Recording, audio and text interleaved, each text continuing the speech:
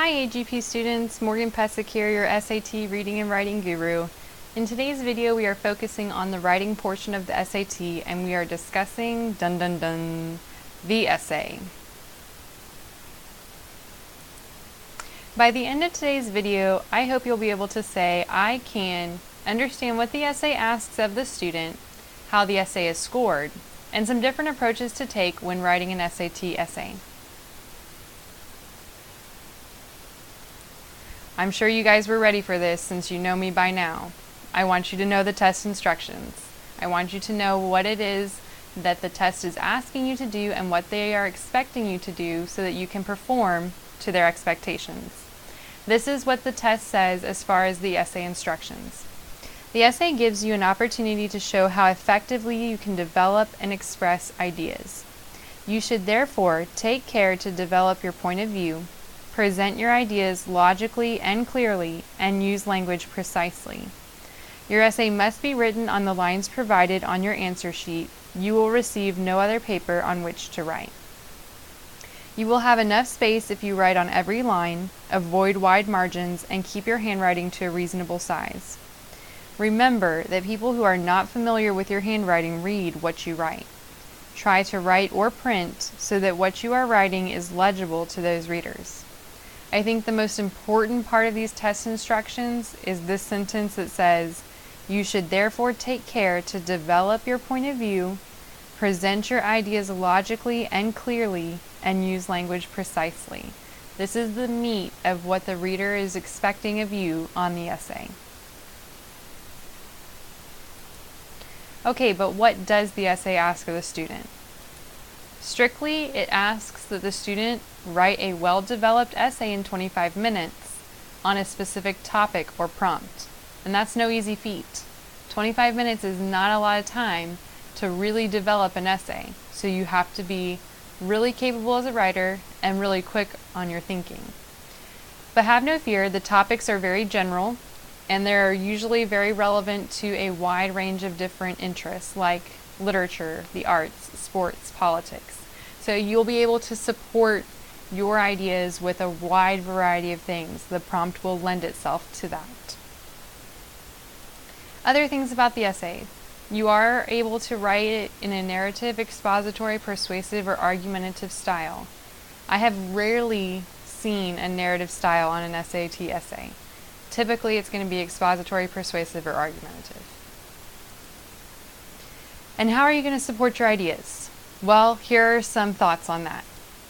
You can support your ideas in your essay with what you've learned in school, what you have read, both in and outside of this classroom, in literature, science, or other areas. You can support it with things that are happening in our world today, current events, with your extracurricular and outside activities, or with your observations and your own experiences. Okay, next we're covering how is the essay scored, and this is going to be a very brief understanding of how the essay is scored because when we get into class we're going to go much deeper. But here's the basis of it. Every essay gets two readers, so two different people are going to read your essay. And these readers are high school or college instructors who have been thoroughly trained with the rubric of the SAT essay. Each of your readers are going to give you a score from 1 to 6. So once both of those readers have read your essay, those two scores get added together, so your final score is going to be out of 12. Now, the thing is, if the individual scores are more than 1 point apart, they do get a third reader to serve as the tiebreaker. For example, if someone reads your essay and gives you a 3, and the second reader gives you a 5, that's not acceptable according to College Board standards. That's too far of a discrepancy to really be a viable score. So then the third reader would read it and be the tiebreaker. Now, if one reader gives you a 3 and the second reader gives you a 4, it's okay. That's just 1 point apart. So your final score would be a 7. I hope that makes sense. Other things about how it's scored. Readers are instructed to spend no more than 3 minutes reading and scoring your essay. So realize that. They really aren't given a lot of time to really analyze and evaluate your essay. They're really just trying to check off the rubric what they see in your essay. And they are urged to be positive, to look for what you did well rather than to be very critical of what you did poorly. And they are also given a lot of emphasis on the fact that what you wrote is a first draft. It's not a polished piece of writing, and that you did write it under a timed condition. So they're told to err on the side of leniency. Now that's, again, just a very brief description of how the essays are scored. There is actually a rubric in your curriculum, so look in your curriculum book and find the rubric. If you have time, kind of read through it and review it, because we are going to get much deeper into that rubric when we get into class. Okay, and then lastly we're going to be talking about approaches and strategies that you should use in your essay. This one's kind of basic, but you need to use a number 2 pencil. And unfortunately it cannot be mechanical. I do not know why, but it's specifically stated in the instructions, or in the College Board book. If you write in ink, or I'm guessing a mechanical pencil, then you're going to receive a score of a 0, and that's a silly reason to get a 0 on an essay. So, number 2 pencil, please. Do not write your essay in your test booklet. And I know for some people it really helps them to write a rough draft. So they're like, well, I'll just write a rough draft in my test booklet and then I'll write my final draft on the answer document. 25 minutes is just not enough. You're not going to have time to write a rough draft. We will talk about pre-writing, but you're not going to have enough time to write a rough draft. And they're only going to score what you wrote in your answer sheet. So don't write your whole essay in your test booklet, ever. Okay. Make sure that you read the prompt carefully and make sure that you write on topic.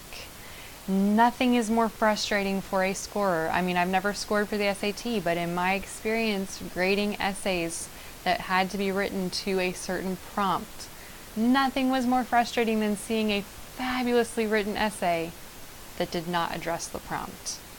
So if you write off topic, you're going to be given a 0 no matter how fabulous your writing is. Okay, so again, a really, really unfortunate reason to get a 0. Okay, make sure you decide on your viewpoint for the topic. That's because most of the prompts are going to kind of give you 2 choices. Like, for example, a prompt from one of the practice tests says, is it important to question the ideas and decisions of people in positions of authority? So you're not going to want to wish-wash between the two and say it is important and it isn't important. You need to decide. Either you think it is important to question the ideas of people in authority, or it's not important to question people in positions of authority. The reason for this is because you only have 25 minutes and 2 pages max to make your case. And it is extremely difficult to fully develop ideas for both sides of an argument and do it within 2 pages. So because of time constraints and space constraints, you're not going to do justice by trying to prove both sides of the argument. If you're struggling to decide on your viewpoint, you could fill in the blank to this. When people finish reading my essay, I want them to understand that. And then fill in the blank. What is it that you really want people to understand when they finish reading your essay? It's kind of a good way to start generating a thesis. Okay, here's where I said we are going to talk about planning and pre-writing. You do want to spend a couple of minutes planning. Now that does not mean writing a rough draft. You don't have time. You don't even have time to really do a well-developed outline. Really and truly, all you have time for is to quickly jot down these 4 things, and maybe a sentence for each, no more. You're going to want to have your thesis ahead of time. You're going to want to think of your first point or your first way to support your thesis, and then your second point or your second way to support your thesis, and then come up with how you're going to conclude it with a bang. A lot of people are actually pretty resistant to doing pre-writing. They think it's a waste of time, and they think, I just do better if I start writing. Really, you're not going to waste your time, because if you can at least just jot down these 4 things in a matter of minutes, it's going to help you be a lot more organized in your writing and help you keep focused as well. Now, on the flip side of that, don't spend too much time on this. This should be a very quick exercise that you do at the very beginning of your 25 minutes, and then you quickly move into writing your full essay. Okay, and we're going to continue with our approaches and strategies to the essay. Our next one is vary the sentence structure in your writing. And a lot of people struggle to understand what I mean when I say that. What does it mean to vary the sentence structure in your writing? So I have something that I think might help, and it's called This Sentence Has 5 Words by Gary Provost. This sentence has 5 words. Here are 5 more words. 5-word sentences are fine, but several together become monotonous. Listen to what is happening. The writing is getting boring. The sound of it drones. It's like a stuck record. The ear demands some variety. So this is super clever. This guy really did write all these sentences with 5 words. You can go back and count it later if you don't believe it. But you can hear it. It does get really boring because it's the same over and over again. And our ear does want to have variety, not just the same sentence after sentence. Okay, so watch this. Now listen. I vary the sentence length and I create music. Music. The writing sings. It has a pleasant rhythm, a lilt, a harmony. I use short sentences, and I use sentences of medium length. And sometimes, when I'm certain the reader is rested, I will engage him with a sentence of considerable length, a sentence that burns with energy and builds with all the impetus of a crescendo, the roll of the drums, the crash of the cymbals, sounds that say, listen to this, it is important. I love this because it really drives home for a lot of people what I mean when I say make sure that you change up your sentence lengths and sentence structures. But also he also starts to explain what different sentence lengths do. Short sentences gives the reader a rest and does create that rhythm. And then long sentences, when they're really long, that's not a run-on sentence. It still has to be grammatically correct. But you can still make a sentence much longer, grammatically correct. And what that does is it says, hey, pay attention. This is important. I wouldn't spend so much time putting all this information into one sentence if it wasn't important. So I hope that helps you understand what I mean when I say make sure you're varying your sentence structure. Don't just write the same sentences over and over again. Vary it up. Switch it up. Okay, the next one is use clear, precise, and appropriate vocabulary. Like I've talked about before, word choice is the author's greatest power, greatest weapon, and you need to make sure you're choosing your words very carefully and appropriately. Now, that doesn't mean use big fancy words that you have no idea what they mean. And every time I try to explain this to students, I just always think of an episode of Friends, which I'm sorry is probably going to tell you how old I am, if that's what I think of, because that's my show. But there's this episode where one of the characters, Joey, is asked to write a recommendation letter for his friends that are trying to adopt a baby. And he's very unconfident of himself as a writer. And so I'm actually going to show you a couple of clips from this episode to help you understand the difference between using appropriate vocabulary and using vocabulary that's really big and fancy but doesn't fit what you're trying to do. What you working on? Oh, Monica and Chandler's recommendation. I want it to sound smart, but I don't know any big words or anything. Well, why don't you use your thesaurus? What'd I just say? Watch. Here, you highlight the word you want to change, go under Tools, and the thesaurus generates, gives a whole list of choices. You can pick the word that sounds smartest. Oh, God, that's great. I'm smart. No, I'm brainy, bright, clever. I love this thing. Look out, ladies. Joey Tribbiani's got the whole package. Understand. Some of the words are a little too sophisticated for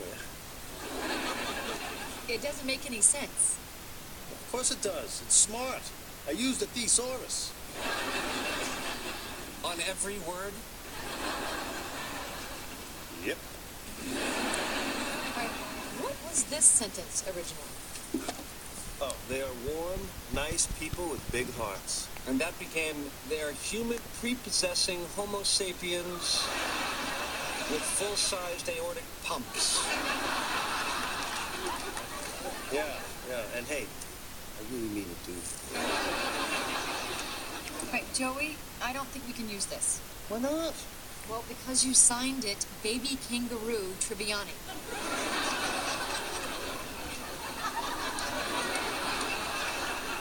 Hey, why don't you stop worrying about sounding smart and just be yourself? You know what? You don't need a thesaurus. Just write from here. Your full-sized aortic pump. So I hope that video made you laugh, if nothing else. But I think it really does illustrate very well the difference between using effective vocabulary and just trying to sound very smart. You're not trying to impress anybody necessarily with your vocabulary. You're just trying to pick words that are very appropriate and effective to your ideas. Okay, other strategies. Make sure you do leave some time to review what you've written, if possible. You're not going to be able to completely rewrite your essay, but giving yourself just a couple of minutes to review what you've written may help you to make minor changes, usually find some spelling errors or maybe just one sentence that could be worded differently to be more coherent. So try to give yourself some time to do that, maybe just 2 minutes at the end. Make sure you write legibly. There's a saying that people eat first with their eyes. And that kind of translates to me for when they're reading your essay, they're looking first at your handwriting, and that's already giving them an impression. So if you're writing very carelessly and sloppy, even though they're not supposed to grade you on how you write, it's still their first impression, and it's not a strong one. So write very clearly. You don't want them straining to try to figure out what you're writing. Be concise and coherent. Again, they want you to explain fully, but they want you to explain in the most concise way. And remember that you only have 25 minutes, so you're not writing your 100, 200 PhD dissertation. You only have 2 pages and you only have 25 minutes, so try to get everything done as efficiently as possible. Okay. Have a couple of essay writing do's and don'ts to finish this video up. Do use paragraphs. It just makes for better organization for you and for your reader. Do introduce your thesis in the first paragraph. You don't want to be playing hard to get here. Let your reader know what to expect from the beginning. Do plan your essay. We talked about that already. Even if it's just 2 minutes up front to get those 4 bullet points down, that's going to be a better, more effective, better organized essay. Do write enough. Of course, how well you write is more important than how much you write, but it should at least be a page. And it's also an interesting fact that 90% of essays that hit a 400-word mark score 12s. So there is something to length. Now, I've seen essays that were long and still 3s and 2s. So it doesn't mean that, just writing a whole bunch of stuff makes your essay magically a 12. Content is important as well, but make sure that you do write and explain your ideas fully. Do use clear transitions. Again, this helps you and your reader with organization and progression of ideas. Do vary your sentence structure. I think I drove that point home earlier. Do use scholarly examples. So you're going to want to try to pull from literature or history, and it doesn't mean you have to be extremely well versed in everything that's ever been written or every historical event that ever happened. You can probably bend quite just a small number of literature examples or historical examples to fit a variety of prompts, because those prompts, like I said, are very general and they're relevant to many different things. So if you know and have read maybe 2 or 3 novels, even junior year of high school, and studied several events in even U.S. history or world history that you know very well, you can probably use those in a number of different prompts. Just try to make it relevant for the topic that's addressed. And if you can't think of a scholarly example, do use a meaningful personal experience. This is definitely plan B. You're going to want to pull from literature or history or current events first. But if you can't, then just make sure that what you talk about from your personal experience is meaningful. Okay, and the don'ts. Don't misspell words. if you misspell, I mean, one or two words misspelled here or there is not going to make a huge difference. But if it's a repetitive thing, it can bring your essay score down. Don't use slangs or cliches. This is not a texting conversation or a tweet. So don't, put in smiley faces or stuff like lol or LOL or whatever. Don't put that in there. This also reminded me again of that idea that our word choice is our most powerful tool as a writer. And so even saying things like very is kind of, not best writing. And I have this example from Dead Poets Society. And the quote is, "So avoid using the word very because it's lazy. A man is not very tired, he is exhausted. Don't use very sad, use morose. Language was invented for one reason, boys, to woo women, and in that endeavor laziness will not do." So even while I agree with this second part here, this part is what I really wanted you to get. Instead of saying very tired, say exhausted. Instead of saying very cold, say freezing. Instead of saying very quiet, say silent. So very is also one of those words you want to avoid. You don't want to say things like great or awesome. Be more specific. Don't, or I should say do not, use contractions. This is just a standard of formal writing. So if you can remember, make sure that you're not using contractions.